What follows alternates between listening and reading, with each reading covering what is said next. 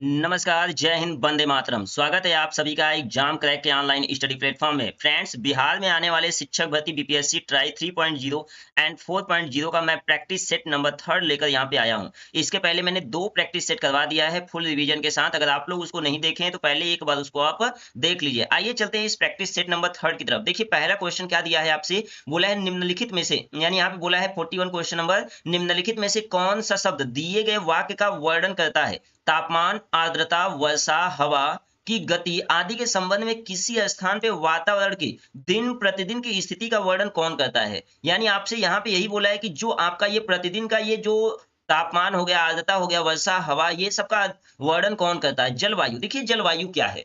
जो जलवायु होता है ये कुछ हफ्तों और कुछ महीनों में बताता है कि यहाँ का जलवायु कैसा है, ठंडा है कि गर्म है कि वर्षा जैसा कैसी जलवायु है। पारिस्थितिकी का मतलब ये होता है कि आप उसके अनुकूल ढल पाते हैं कि नहीं। जो पर्यावरण है ये परिधन आवरण होता है, इसका कोई मतलब नहीं होता है। यानी ये आपका क्या होता है, परिधन आवरण यानी पर्यावरण, यानी पृथ्वी के चारों ओर घिरे हुए वायुमंडल की हुई हम क्या कहते हैं, पर्यावरण कहते हैं। जो मौसम होता है यही बताता है कि आज का मौसम कैसा है, यानी आज की रेगुलरिटी कैसी है, और मतलब इसका जो आंसर होगा क्या होगा, मौसम चला जाएगा। क्वेश्चन नंबर 42 देखिए क्या दिया है, बोला नीचे 2 कथन दिए गए हैं, दिए हुए विकल्पों में से सही उत्तर का चयन करें। पहला कथन क्या बोला है आपको, बोला है प्राकृतिक रेशे जैसे कपास हो गया, ऊन हो गया, रेशम, नायलॉन पौधों और जंतुओं से प्राप्त होते हैं, बिल्कुल सही। यानी जो प्राकृतिक रेशे होते हैं ये इन्हीं सब चीजों से प्राप्त होते हैं। सेकंड देखिए क्या है आपका कथन 2 में, कि जो संश्लेषित रेशे हैं मनुष्यों द्वारा बनाए जाते हैं, इसलिए ये संश्लेषित अथवा मानव निर्मित रेशे कहलाते हैं। ये भी ऑप्शन बिल्कुल सही है। मतलब जो इसका कथन 1 और कथन 2 दोनों क्या है आपका सही है। तो जो पहला ऑप्शन है वो बिल्कुल करेक्ट, यानी कथन 1 और 2 आपका दोनों सही है। बाकी ये जो तीनों ऑप्शन होगा ये बिल्कुल गलत होगा। आइए क्वेश्चन नंबर 43 की बात करते हैं। बोला है निम्नलिखित में से किसे पीटा जा सकता है और पतली सीट में बदला जा सकता है। तो याद रखिएगा जो जस्ता है, यानी यहाँ पे जो फास्फोरस हो गया, जो सल्फर हो गया, जो ऑक्सीजन हो गया, ये सभी के सभी आपके क्या होते हैं, उर्वरक होते हैं। लेकिन जो आपका जस्ता होता है ये फिलामेंट होता है, यानी आपको ये क्या कर, आप इसे क्या कर सकते हैं, पीट भी सकते हैं और इसे पतली सीट में आप बदल सकते हैं। बोला है आपसे क्वेश्चन 44, विषाणु से होने वाला रोग क्या है।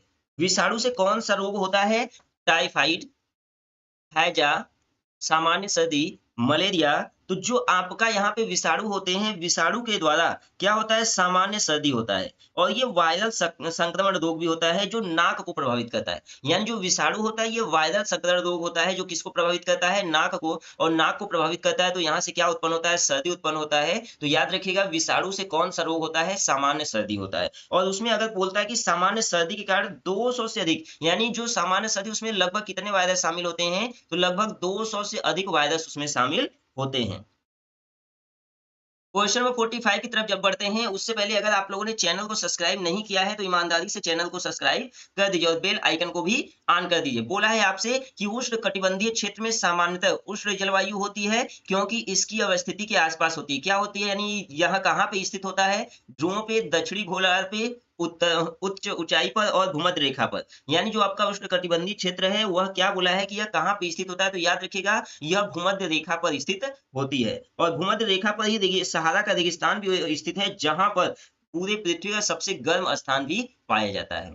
46 में आपसे बोला है समुद्र और महासागरों की गहराई को मापने के लिए किस उपकरण का उपयोग किया जाता है। ग्रेवोमीटर, फैदोमीटर, जाइरोस्कोप और हीलियोस्टोमीटर का प्रयोग। तो इसमें से किसका उपयोग किया जाता है, तो जो फैदोमीटर है, यानी जो आपका फैदोमीटर है यही एक ऐसा उपकरण है जिसका उपयोग ध्वनि तरंग को सतह से नीचे तक यात्रा करने और उसकी प्रतिध्वनि को वापस लाने वाले समय तक पानी की गहराई को मापने में किया जाता है। 47 आपसे बोला है कूट भाषा का क्वेश्चन है और इससे रिलेटेड आपको कम से कम 7 से 8 क्वेश्चन मिलने वाले हैं। यानी जो कूट भाषा से संबंधित क्वेश्चन है ये 7 से 8 क्वेश्चन आपका मिलने वाला है, तो इसको आप सही तरीके से समझिएगा। बोला है नीचे 2 व्यंग्यवक्तव्य दिए गए हैं। एक को अधिकथन और दूसरे को कारण आर कहा गया। नीचे दिए गए कूट की सहायता से सही उत्तर का हमें क्या करना है, चयन करना है। पहला बोला है कुछ सूक्ष्म जीव मनुष्य, जंतुओं और पौधों में रोग उत्पन्न करते हैं, बिल्कुल सही। यानी जो कुछ सूक्ष्म जीव होते हैं मनुष्यों में, जंतुओं में और पौधों में रोग उत्पन्न करते हैं। दूसरा कारण देखिए क्या बोला है, रोग उत्पन्न करने वाले ऐसे सूक्ष्म जीवों को रोगाणु अथवा रोगजनक कहते हैं, ये भी बिल्कुल सही है। यानी आपसे क्या बोला है कि जो आर, यानी जो आपका ये ए और आर, यहाँ पे ए होना चाहिए, जो आपका ए और आर दोनों सही है और जो आर है वह ए की सही व्याख्या करता है, तो इसका ऑप्शन सही होगा। बाकी ये जो 3 ऑप्शन बच्चे आपका, ये तीनों ऑप्शन हो गया गलत। चलिए 48 क्वेश्चन पे बढ़ते हैं। बोला है क्वेश्चन नंबर 48, मनुष्य की लार में कौन सा एंजाइम मौजूद है? यानी मनुष्य के लार में कौन सा एंजाइम मौजूद है? तो एमाइलेज मौजूद होता है, इसको याद रखना। यानी जो एमाइलेज होता है यह मनुष्य के लार में मौजूद होता है, जो माल्टोज में स्टार्च का जल अपघटन कर देता है। क्वेश्चन नंबर 49 की बात करते हैं। लाखों कंप्यूटर नेटवर्क का एक विशाल नेटवर्क का गठन करता है। कौन करता है? इंटरनेट। हम जानते हैं अच्छी तरीके से, जो लाखों कंप्यूटर होते हैं, जो उसका नेटवर्क होता है, उसे कौन संचालित करता है? तो उसे इंटरनेट संचालित करता है। और जो यह नेटवर्क का बहुत विशाल नेटवर्क होता है, और इसके द्वारा हम बहुत सारे तारों को, बहुत सारे ग्रहों को, उपग्रहों को, ईमेल को, इलेक्ट्रॉनिक उपकरणों को जोड़ सकते हैं। तो इसका जो राइट आंसर होगा वह इंटरनेट हो जाएगा। इसको आप याद रखना।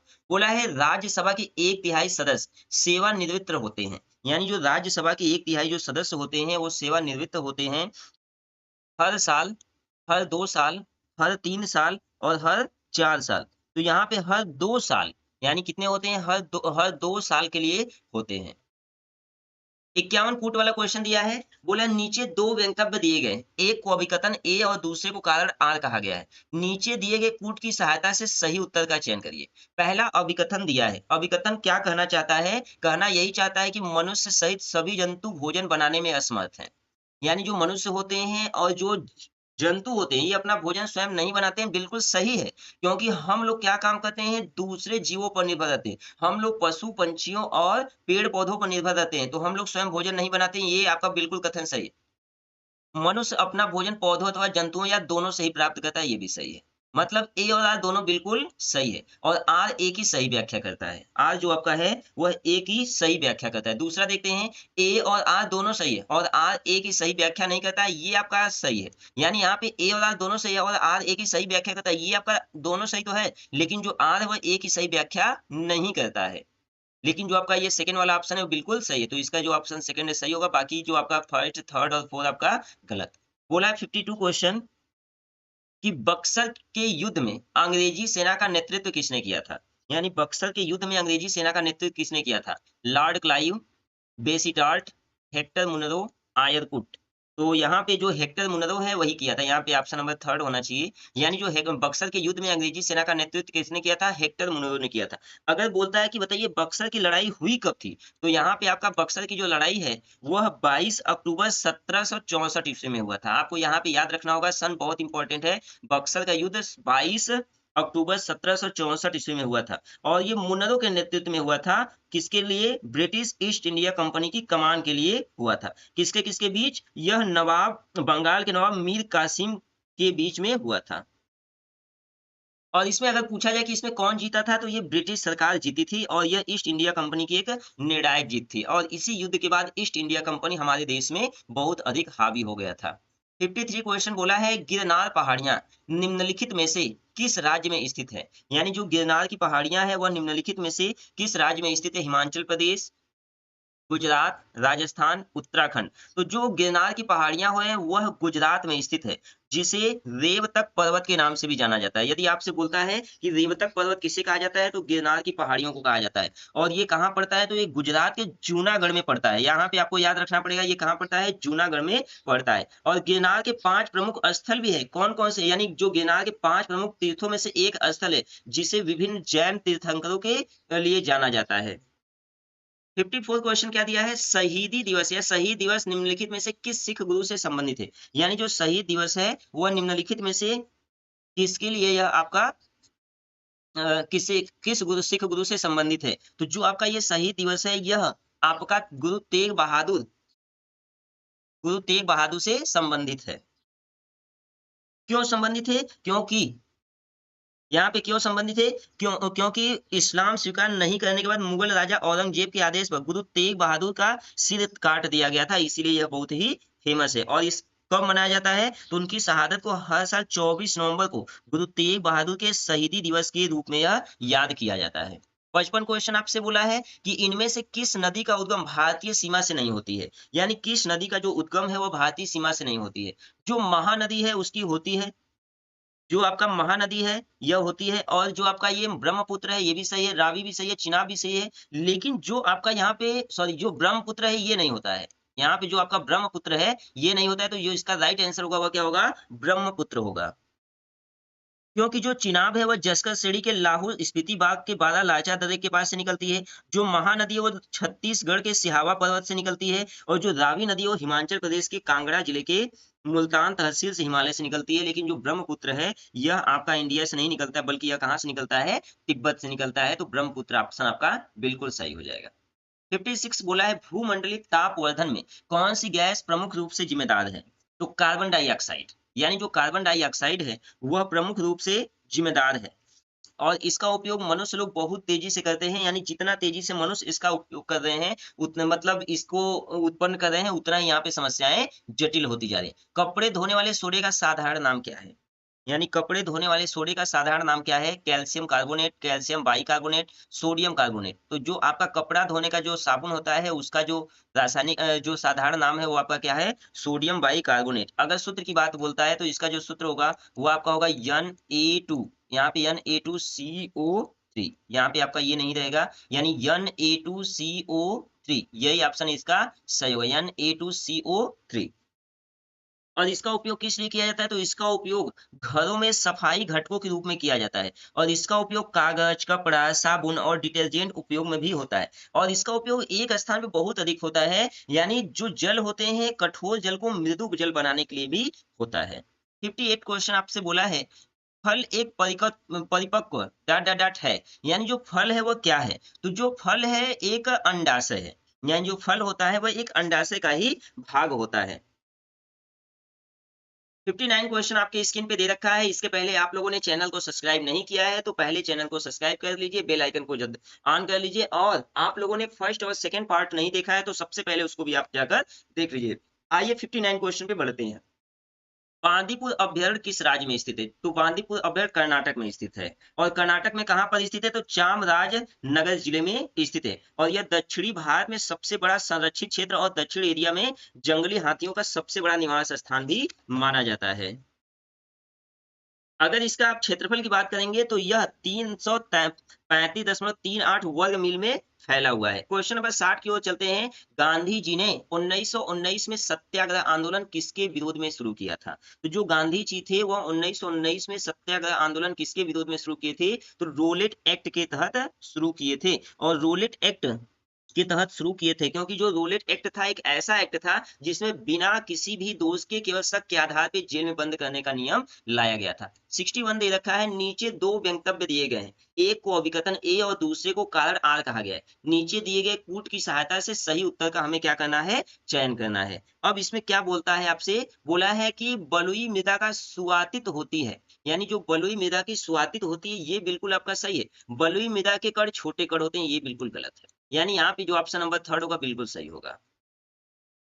62, यह भारत का सबसे ऊंचा बांध है, यानी जो वह कौन सा बांध है जो भारत का सबसे ऊंचा बांध है, तो टिहरी बांध जो आपका है वह भारत का सबसे ऊंचा बांध है। और जो और टिहरी बांध के बाद भाखड़ा बांध जो आपका है वह भारत का दूसरा सबसे ऊंचा बांध है। और जो भाखड़ा बांध है वो विश्व का सबसे सीधा गुरुत्वाकर्षण बांध भी है, यानी जो आपका ये भाखड़ा नांगल बांध है ये विश्व का गुरुत्वीय से बात करेंगे तो सबसे ऊंचा यह बांध कहा जाता है। वैसे यदि आप जमीन से बात करेंगे तो टिहरी बांध आपका आ जाएगा। टेलीग्राफ तार का आविष्कार किसने किया था, जो टेलीग्राफ तार है उसका आविष्कार किसने किया था, तो सैमुअल मोर्स ने किया था। यानी जो टेलीग्राफ है उसका आविष्कार सैमुअल मोर्स ने किया था। कब किया था, 1837 ईस्वी में किया था।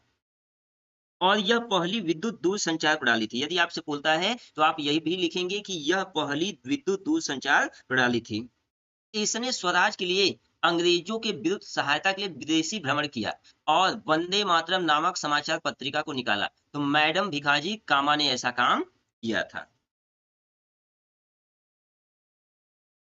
65, फ्रंटियर गांधी किसे कहते हैं, यानी फ्रंटियर गांधी किसे कहा जाता है, तो जो फ्रंटियर गांधी है वो खान अब्दुल गफ्फार जी को कहा जाता है। और उन्हें सीमांत गांधी के नाम से भी जाना जाता है, ये भी आपको याद रखना होगा। अगर बोलता है कि सीमांत गांधी किसे कहा जाता है तो खान अब्दुल गफ्फार खान को कहा जाता है। भारतीय राष्ट्रीय कांग्रेस के किस अधिवेशन में सबसे पहले वंदे मातरम गाया गया था, यानी जो भारतीय राष्ट्रीय कांग्रेस के कौन सा अधिवेशन है जिसमें सबसे पहले वंदे मातरम का गीत गाया गया था? तो यहाँ पे ऑप्शन आपके पास 4 दिया है। यहाँ पे आपसे बोला 1892, 1896, 1904, 1886। तो यहाँ पे 1896 ईस्वी में ये ऐसा काम हुआ था।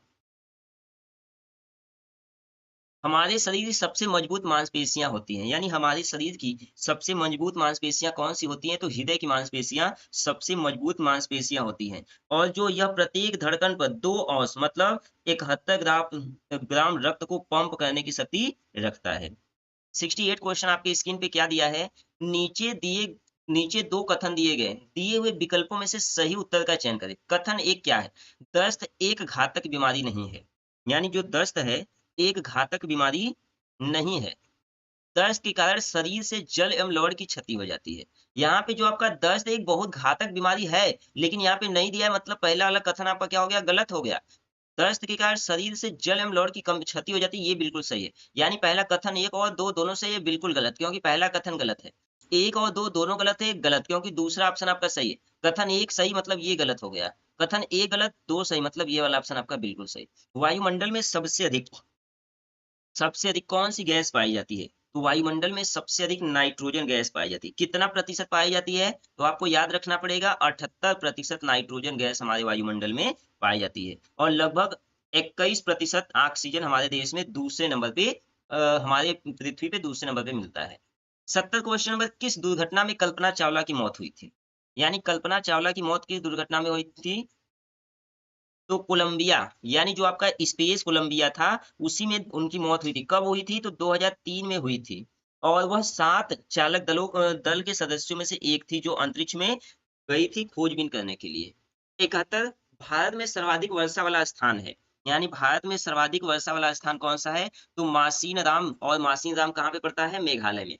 मानचित्र तथा ग्लोब एक दूसरे को काटती है, रेखाओं को क्या कहा जाता है? यानी जो मानचित्र होता है उसमें जो ग्लोब में एक दूसरे को काटता है, उसे क्या कहते हैं? तो उसे हम भौगोलिक ग्रिड कहते हैं। क्या कहते हैं? भौगोलिक ग्रिड। और इसका उपयोग किस लिए होता है? तो इसका उपयोग विशिष्ट क्षेत्रों का पता लगाने तथा उसका वर्णन करने के लिए होता है। क्वेश्चन नंबर 73, भारतीय संविधान द्वारा कितनी भाषाओं को मान्यता दी गई है? यानी भारतीय संविधान द्वारा कितनी भाषाओं को मान्यता दी गई है? तो 22 भाषाओं को मान्यता दी गई है। 74, मादा एनोफिलीज मच्छर के काटने से कौन सी बीमारी होती है? तो मादा एनोफिलीज मच्छर के काटने से मलेरिया बीमारी होती है। यहाँ पे ऑप्शन पहला बिल्कुल करेक्ट हो जाएगा। नालंदा विश्वविद्यालय को स्थापना किस शताब्दी में हुई थी? यानी जो नालंदा विश्वविद्यालय की स्थापना है वो कब हुई थी? तो ये 5वीं शताब्दी में हुई थी। तो यहाँ पे यह क्या हो गया? 5वीं शताब्दी, यानी पहला ऑप्शन बिल्कुल करेक्ट है। और यह बौद्ध धर्म से संबंधित शिक्षा का केंद्र था। यानी ये अगर पूछता है कि ये किस पर अध्यारोपित था, किस पर आधारित था, तो ये बौद्ध धर्म का संबंधित शिक्षा केंद्र हुआ करता था। 76 क्वेश्चन आपके स्क्रीन पे दिया है। बिहारी की कौन सी पर्वतारोही ने माउंट एवरेस्ट की चोटी पर विजय प्राप्त की थी? तो वह कौन सी थी? श्रीमती निरुपमा अग्रवाल थी। और जो निरुपमा अग्रवाल नामक पर्वतारोही ने माउंट एवरेस्ट की चोटी पर विजय प्राप्त की और एवरेस्ट पर चढ़ने वाली वह प्रथम बिहार की महिला बनी। तो अगर आपसे पूछता है कि बिहार की कौन प्रथम महिला थी जो माउंट एवरेस्ट की चोटी पर चढ़ी, तो आपको याद रखना है श्रीमती निरुपमा अग्रवाल जी हुई। और माउंट एवरेस्ट विश्व की सबसे ऊंची चोटी भी कहा जाता है, और जिसे जापान में नेपाल में लोग किस नाम से जानते हैं? सागर माथा के नाम से जानते हैं। गंगटोक से नाथुला कितनी दूरी पे अवस्थित है? यानी जो गंगटोक है, गंगटोक से जो नाथुला है वो कितनी दूरी पे अवस्थित है? तो 54 किलोमीटर की दूरी पर स्थित है। और यह सिक्किम भारत का पूर्वोत्तर राज्य नाथुला दर्रा सिक्किम में स्थित है। 78 क्वेश्चन, सिंचाई के लिए परंपरागत साधन कौन कौन से? यानी सिंचाई के लिए परंपरागत साधन, परंपरागत का मतलब होता है जो प्रकृति द्वारा स्वयं बन जाता है, या जो बिना किसी उपकरण की सहायता से चलता है। तो जो नदियां होता है वो भी परंपरागत है, जो तालाब है यह भी है, जो कुआं है यह भी है, जो यानी मतलब ये तीनों ऑप्शन सही है, तो मतलब उपयुक्त में से सभी, यानी यार आपका तीनों ऑप्शन बिल्कुल सही है। 79 क्वेश्चन आपकी स्क्रीन पे, वाल्मीकि राष्ट्रीय उद्यान है मुख्य रूप से किस जानवर का संरक्षण किया गया है? यानी जो वाल्मीकि राष्ट्रीय उद्यान में किस जानवर के संरक्षण के लिए किया गया है? तो यह चीता के संरक्षण के लिए किया गया है।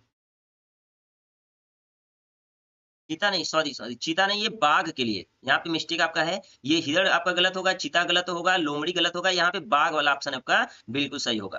बोला है मच्छर मनुष्य को कैसे ढूंढ लेते हैं, यानी जो मच्छर होते हैं मनुष्य को कैसे ढूंढ लेते हैं, तो मनुष्यों के शरीर की गंध से ढूंढ लेते हैं, अपनी अवरक्त आंख से। ये गलत है, ये गलत है, ये गलत है, यानी पहला ऑप्शन आपका बिल्कुल सही है, यानी वह मनुष्य के शरीर की गंध से ढूंढ लेते हैं। 81 क्वेश्चन आपसे बोला है, पाल वंश के किस शासक ने विक्रमशिला विश्वविद्यालय की स्थापना की, यानी पाल वंश के किस शासक ने, तो धर्मपाल ने विक्रमशिला विश्वविद्यालय की स्थापना किए थे, और 13वीं शताब्दी में मुस्लिम आक्रांता बख्तियार खिलजी द्वारा नष्ट कर दिया गया था। अगर आपसे बोलता है कि विक्रमशिला विश्वविद्यालय किसने नष्ट किया था, तो आपका आंसर जाना चाहिए बख्तियार खिलजी। क्वेश्चन नंबर 82 आपके स्क्रीन पे दिया है, थार रेगिस्तान में अर्धचंद्राकार बालू के स्तूप को क्या कहा जाता है, यानी उस अर्धचंद्राकार को क्या कहा जाता है, तो उसे शुष्क मरुस्थल, यानी यहाँ पे आपका बरखान कहा जाता है। क्या कहा जाता है दोस्त, बरखान कहा जाता है। और थार मरुस्थल एक शुष्क मरुस्थल है जिसका विस्तार कहाँ से कहाँ तक है, तो भारत एवं पाकिस्तान के बीच तक यह फैला हुआ है। 83 क्वेश्चन नंबर दिया है आपसे, बोला है जिस स्थान पर रेल लाइन 2 से अधिक दिशाओं की हो जाती है उसे क्या कहा जाता है, तो उसे जंक्शन कहा जाता है। उसे क्या कहा जाता है, जंक्शन कहा जाता है। और क्वेश्चन नंबर 84, दो या उससे अधिक नदियों के मिलन स्थल को कहा जाता है, यानी दो या उससे अधिक नदियों के मिलन स्थल को क्या कहा जाता है, कन्फ्लुएंस कहा जाता है। क्या कहा जाता है दोस्त, कन्फ्लुएंस कहा जाता है। और जिस स्थान से नदी निकलती है उसे उसका उद्गम स्थान के नाम से जानते हैं। 85 क्वेश्चन क्या दे रखा है, 85 क्वेश्चन बोला है आपसे कि किस भारतीय शहर को 7 द्वीपों का शहर किसे कहा जाता है, तो मुंबई आपका एक ऐसा शहर है जिसे 7 द्वीपों का शहर भी कहा जाता है, और इसी में आपका गेटवे ऑफ इंडिया भी है। और मतलब अगर आपसे पूछे कि गेटवे ऑफ इंडिया कहाँ पड़ता है, तो ये मुंबई में पड़ता है। जिसके वास्तुकार कौन है, तो जॉर्ज विटेट हैं। और मुंबई भारत की सबसे पहले आर्थिक राजधानी अभी भी है, यानी अगर पूछता है कि आपका भारत की आर्थिक राजधानी क्या है, तो आपका आंसर जाना चाहिए मुंबई। 86 क्वेश्चन आपके स्क्रीन पे बोला है, संक्रामक रोग, यानी जो संक्रामक रोग रोगी व्यक्ति से किसी भी माध्यम के द्वारा स्वस्थ व्यक्ति तक पहुंचते हैं, तो आपको यहाँ पे बताना है जो संक्रामक रोग रोगी व्यक्ति से किसी भी माध्यम द्वारा स्वस्थ मनुष्य तक पहुंचते हैं, तो ये बिल्कुल सही है। यानी जो संक्रामक होता है ये छुआछूत की बीमारी होती है, और यह एक व्यक्ति से दूसरे व्यक्ति के रूप में या एक व्यक्ति से दूसरे व्यक्ति के पास पहुंचती है। 87 क्वेश्चन, निम्नलिखित में से कौन सा जानवर है जो 14-15 साल की आयु के बाद अपने झुंड को छोड़कर अकेले रहने लगता है, तो वह कौन सा जानवर है, तो वह हाथी है। अगर कौन सा हाथी है, तो नर हाथी में आपका चला जाएगा, यानी जो नर हाथी होते हैं वह 14-15 साल की आयु के बाद अपने झुंड से छोड़कर अकेले रहने लगते हैं। 88 क्वेश्चन दिया है, चंपारण सत्याग्रह का नेतृत्व किसने किया था, जो चंपारण सत्याग्रह है उसका नेतृत्व किसने किया था, तो उसका नेतृत्व गांधी जी ने किया था। यानी चंपारण सत्याग्रह का नेतृत्व किसने किया था, गांधी जी ने किया था। अगर बोला जाए कब किया गया था, तो 1917 में। किसके लिए किया गया था, नील की खेती के विरोध में यह किया गया था, क्योंकि उस समय वहां पे 3 कटिया प्रणाली थी। मतलब आपके पास यहाँ पर 3 हिस्सा जमीन है, तो उसमें से आपको 3 हिस्से में आपको क्या करना पड़ेगा, नील की खेती करना पड़ेगा, और एक हिस्से में आपको अपना अनाज उगाना पड़ेगा। इसीलिए वहां पे आंदोलन किया गया। ऊंचाई के साथ कम हो जाती है, यानी ऊंचाई के साथ क्या कम हो जाती है, यही आपको बताना है। आपसे बोला है ऑक्सीजन, नाइट्रोजन, कार्बन डाइऑक्साइड, और आपका है क्या, हाइड्रोजन। तो जैसे जैसे ऊंचाई पे जाएंगे वैसे वैसे ऑक्सीजन की मात्रा क्या होगी, कम होती जाएगी। जाड़ों में, यानी जाड़े में उगाई जाने वाली फसल को कहा जाता है, यानी जाड़े में उगाई जाने वाली फसल को हम क्या कहते हैं, तो उसे हम रबी की फसल कहते हैं। और रबी की फसल में क्या क्या आ जाता है, गेहूं, जौ, चना, मटर, मसूर आदि। यदि बरसात की बात करेंगे तो बरसात में आपका क्या आ जाता है, खरीफ। और खरीफ में क्या आता है आपका, जैसे आपका हो गया धान, कपास, मक्का, गन्ना इत्यादि। 91 क्वेश्चन आपकी स्क्रीन पे दिया है, और ये कहा है आपसे, निम्नलिखित में से कौन भारत की मुख्य भूमि को रामेश्वरम द्वीप से अलग करता है, यानी कौन सी भूमि है जो रामेश्वरम द्वीप से अलग करता है, तो यहाँ पे पंबल चैनल, यानी जो पंबल चैनल है वह भारत रामेश्वर द्वीप को क्या करता है, अलग करता है। और जिस पर 2.3 किलोमीटर लंबा पंबन ब्रिज भी बनाया गया है। क्वेश्चन नंबर 92, एक चक्रवात को दुनिया के विभिन्न हिस्सों में अलग अलग नामों से जाना जाता है। जापान में इसे क्या कहते हैं, जापान में इसे क्या कहते हैं, आपसे यहाँ पर बोला है कि जो एक चक्रवात है उसे विभिन्न देश के दुनिया के विभिन्न हिस्सों में अलग-अलग नामों से जानते हैं, तो उसकी कैटेगरी में जापान में क्या कहते हैं? तो जापान में टाइफून के नाम से उसे जाना जाता है। 93 क्वेश्चन आपके स्क्रीन पर क्या दिया है? बोला है कि बिजली की क्षमता यानी बिजली की क्षमता वाली लोहे की छड़ पर इनमें से किसका लेप किया जाता है? तो किसका लेप किया जाता है मित्र? तो जस्ते का लेप किया जाता है। 94 क्वेश्चन भारत के किस राज्य में ग्रामीण ओलंपिक्स का आयोजन प्रत्येक वर्ष होता है? यानी भारत का वह कौन सा राज्य है जिसमें प्रत्येक वर्ष क्या किया जाता है? ओलंपिक का आयोजन होता है। चार ऑप्शन हिमाचल प्रदेश, पंजाब, हरियाणा, उत्तर प्रदेश। तो जो आपका ये पंजाब है, पंजाब में यह जो आपका ओलंपिक ग्रामीण ओलंपिक्स होता है, आयोजन किया जाता है। 95 बैरोमीटर मापता है, यानी बैरोमीटर क्या मापता है? तो बैरोमीटर वायुमंडलीय दाब को मापता है। 96 भारत में शिक्षक दिवस को मनाया जाता है, यानी भारत में शिक्षक दिवस किस तारीख को मनाया जाता है? तो 5 सितंबर को मनाया जाता है। किसके उपलक्ष्य में मनाया जाता है? सर्वपल्ली राधाकृष्ण जी के जन्म के उपलक्ष्य में मनाया जाता है। 97 आपसे बोला है कि बिहार में कितने जिले हैं? तो बिहार में टोटल कितने जिलों की संख्या है? 38 जिलों की संख्या है, यानी बिहार में टोटल कितने जिले हैं? 38 जिले हैं। और जो 38वां जिला है वो कौन सा है? अरवल है। 98 क्वेश्चन आपके स्क्रीन पर क्या बोला है?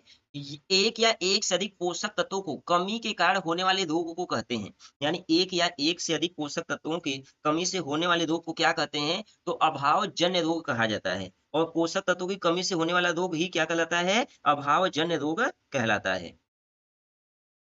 गर्म करने पर ठोस के द्रव के बदलने की क्रिया को क्या कहते हैं? अगर हम किसी वस्तु को, किसी ठोस को क्या कहते हैं? गर्म करते हैं और वह ठोस से द्रव में बदलता है तो क्या कहलाता है? तो गलना कहलाता है। वाष्पीकरण में क्या होता है? हम द्रव को गर्म करते हैं तो वाष्प बदलता है। संघनन में क्या होता है? ठोस से द्रव में बदलता है। और जो द्रव जमना होता है वह आपका जल से ठोस में बदलता है। तो यहाँ पे पहला ऑप्शन बिल्कुल करेक्ट होगा। क्वेश्चन नंबर 100 की तरफ बढ़ते हैं। दोस्तों 100 क्वेश्चन नंबर आपका कंप्लीट होने वाला है और अगर आप लोगों ने अब तक चैनल सब्सक्राइब नहीं किया है तो ईमानदारी से अपना सिलेक्शन पाने के लिए चैनल को सब्सक्राइब कर दीजिए और बेल आइकन को भी ऑन कर दीजिए, क्योंकि जब तक आपका ये पेपर कंप्लीट नहीं होगा तब तक हम आधा घंटा 30 से 35 मिनट का डेली आप लोगों को 1 सेट रिवीजन करवाएंगे। कम से कम 100-150 सेट करवाने वाले हैं, जिसमें आपका एक भी सेट बचने वाला नहीं है। बोला इनमें से कौन सा एक पानी का गुण नहीं है? यह रंगहीन है, बिल्कुल।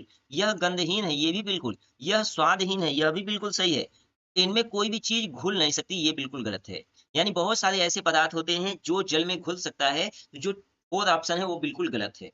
कोल्हुआ बिहार की प्रसिद्ध ऐतिहासिक इमारत है, यानी कौन कहाँ का है? अशोक स्तंभ, बौद्ध स्तूप, सूर्य मंदिर, जल मंदिर। इसमें कौन सा ऑप्शन आपका सही है? तो जो कोल्हुआ स्तूप है, जिसे हम कोल्हुआ अशोक स्तंभ, बिहार के मुजफ्फर जिला में स्थित है। अगर पूछता है कि इसका निर्माण किसने करवाया था, तो मौर्य सम्राट अशोक ने बलुआ पत्थर से करवाया था। तो जो इसका ऑप्शन नंबर फर्स्ट जो ऑप्शन नंबर फर्स्ट होगा वह बिल्कुल सही होगा। ये कूट से संबंधित क्वेश्चन है। नीचे दो वक्तव्य दिए गए हैं, एक को अभिकथन ए और दूसरे को कारण आर कहा जाता है। नीचे दिए गए कूट की सहायता से सही उत्तर का हमें क्या करना है? चयन।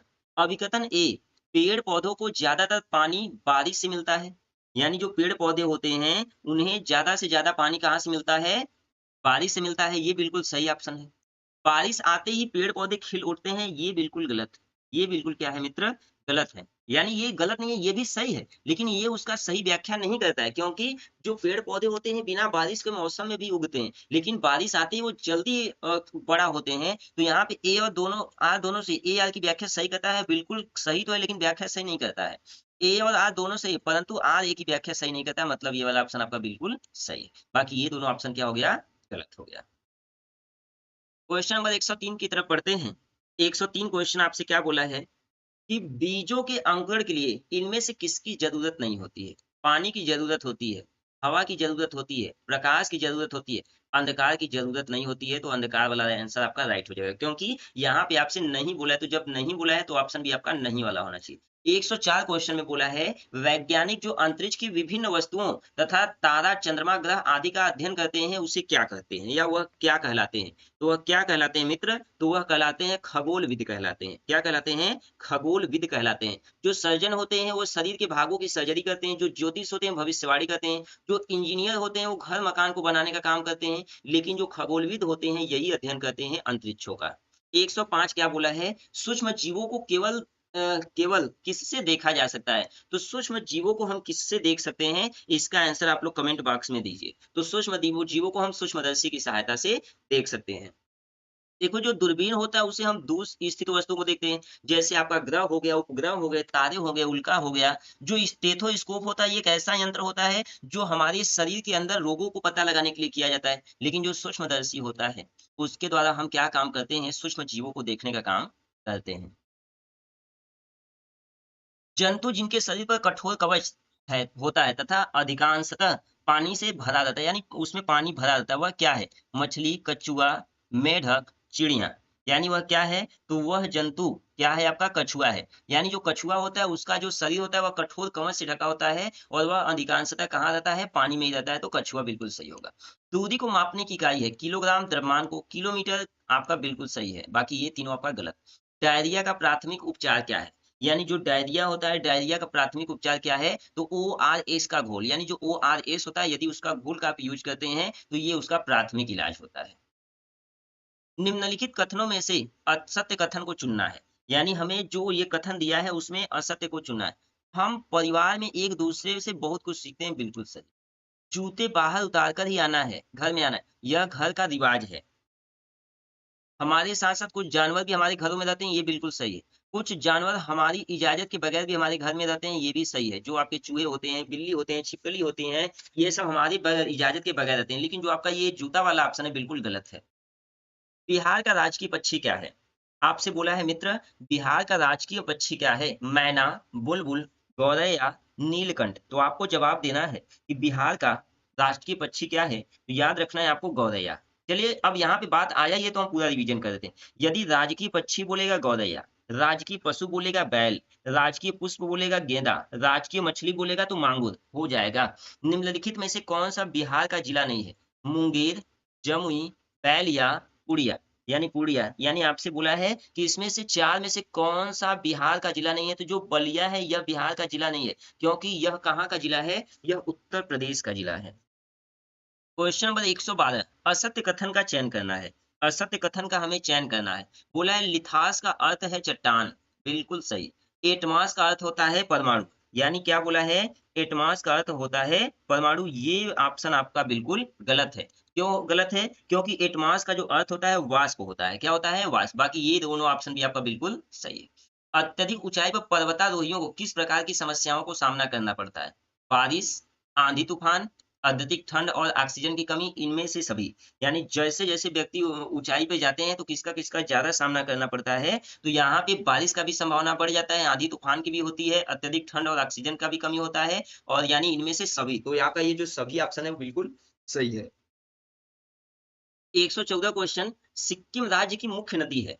यानी जो सिक्किम है, सिक्किम राज्य की मुख्य नदी क्या है? तो सिक्किम राज्य की मुख्य नदी गंडक, नर्मदा, नर्मदा, तीस्ता और कावेरी। तो जो आपका तीस्ता है वह सिक्किम की मुख्य नदी है और यह ब्रह्मपुत्र की सहायक नदी है। यदि आपसे पूछता है कि तीस्ता किसकी सहायक नदी है, तो जो तीस्ता है वो ब्रह्मपुत्र की सहायक नदी है। और यह तीस्ता नदी कहाँ से निकलती है? तो जो तीस्ता नदी है वो पाहुनरी ग्लेशियर से निकलती है। 115 क्वेश्चन आपकी स्क्रीन पे दे रखा है। आपसे बोला है कि निम्नलिखित में से कौन महासागरों के संदर्भ में सही है? आपसे बोला है ये महासागर आपस में एक दूसरे से जुड़े हुए हैं। यानी ये महासागर आपस में एक दूसरे से जुड़े हुए हैं, बिल्कुल सही है। महासागरीय जल सिर्फ अमावस्या और पूर्णिमा के समय अधिक गतिशील होती हैं, ये बिल्कुल गलत है, ये हमेशा गतिशील होती हैं। तो तुंगे, ज्वार भाटा तथा महासागरीय धाराएं, महासागरीय जल की 3 मुख्य गतियां हैं, ये भी सही है। आकार में अटलांटिक महासागर सबसे बड़ा महासागर है, ये आपका गलत है। यानी सबसे बड़ा महासागर आपसे पूछेगा तो आपका प्रशांत महासागर सबसे बड़ा महासागर हो जाएगा। तो यहाँ पे जो ऑप्शन नंबर ए और सी बिल्कुल सही है, यानी केवल ए और सी। शेर शाह का मकबरा, यानी शेर शाह का मकबरा कहाँ पे है? तो शेर शाह का मकबरा सासाराम में है। और शेर शाह के बचपन का नाम क्या था? फरीद। और जन्म कहाँ पे कब हुआ था? 1472 ईस्वी में। शेर शाह की मृत्यु कब हुई? 1545 ईस्वी में। और शेर शाह का मकबरा बिहार के कहाँ पर स्थित है? सासाराम। और जो सासाराम है वह कहाँ पर स्थित है? रोहतास जिले में स्थित है। 117 क्वेश्चन नंबर पे बढ़ते हैं। सौर कुकर की दीवारें किस रंग की होती हैं? यानी जो सौर कुकर की दीवारें होती हैं वो किस रंग की होती हैं, तो यह काले रंग की होती हैं। अगर पूछता है कि काले रंग की क्यों होती है, तो जो काला रंग होता है यह ऊष्मा का सबसे अच्छा अवशोषक होता है, इसीलिए काले रंग का उपयोग किया जाता है। समुद्र मार्ग से विश्व का चक्कर लगाने वाला प्रथम व्यक्ति कौन था? यानी समुद्र मार्ग से सबसे पहले कौन विश्व का चक्कर लगाया था? तो यह पुर्तगाली नाविक फर्डिनैंड मैगलन ने। यानी किसने किया था? मैगलन ने किया था। कहाँ का रहने वाला था? तो यह रहने वाला था पुर्तगाल का। 119 क्वेश्चन आपसे बोला है कि नीचे दिए कथनों पर विचार करें और कूट की सहायता से सही उत्तर का चयन करें। हमें कूट की सहायता से सही उत्तर का चयन करना है। और पहला बोला क्या है आपसे? पहला आपसे बोला है, प्रायः द्वीप स्थल का वह भाग है जो चार तरफ से जल से घिरा है, बिल्कुल गलत है। पाक जल संधि भारत को पाकिस्तान से अलग करता है, बिल्कुल गलत है, ये श्रीलंका को अलग करता है। प्रत्येक एक अंश देशांतर के लिए स्थानीय समय से में 4 मिनट का अंतर होता है, ये बिल्कुल सही है। बड़े देश जिनका विस्तार उत्तर से दक्षिण की ओर बहुत अधिक होता है, वहां पूरे देश का मानक समय एक सा नहीं है, वो ये भी बिल्कुल सही। यानी जो ऑप्शन नंबर 4 है बिल्कुल सही है। आज आज का ये लास्ट क्वेश्चन है। अ, काकोलत जलप्रपात बिहार के किस जिले में स्थित है? यह बिहार के किस जिले में स्थित है? तो यह नवादा जिले में स्थित है। और यह नवादा जिले में स्थित है और ये पहाड़ के समीप यह बहुत ही पर्यटक वाला स्थान भी माना जाता है। तो दोस्त, आज का यह आपको model paper previous paper practice set कैसा लगा, कमेंट का बॉक्स में जरूर आंसर दीजिए। अगर आपको अच्छा लगा तो एक चैनल लाइक कर दीजिए, चैनल को सब्सक्राइब कर दीजिए और अपने मित्रों को भी बता दीजिए। इसी तरह हम डेली आप लोगों के लिए एक प्रैक्टिस सेट लेकर आते रहेंगे। तो आज के लिए बस इतना ही।